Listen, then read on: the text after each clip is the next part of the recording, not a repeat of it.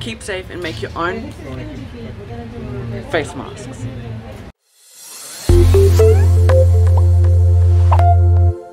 As you all know, coronavirus is around and we all need to stay safe, corona safe.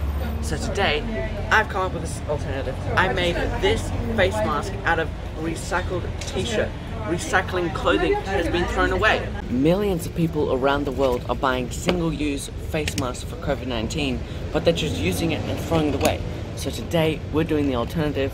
I got a little boy's t-shirt, a 4-year-old t-shirt, that have stripes on it, and I'm going to turn it into a face mask. It's extremely important that we reuse the fabrics, because these type of fabrics are one of the most polluting fabrics in the world, clothing, because people just buy clothing and throw it away when it doesn't suit them. So what we're doing is I'm reusing a little boy's t-shirt, a 4-year-old t-shirt, a little cute t-shirt, which is striped, nice. I'm gonna make a face mask out of it, which you can see sewing professional. I'm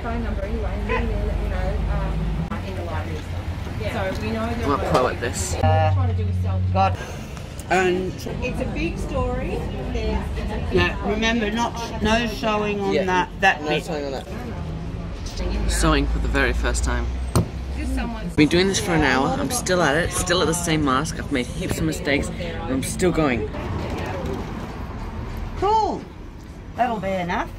So, I'm going to test it out, and apparently scientists say that if you put it on and you can blow a flame with this on, it doesn't work. Okay.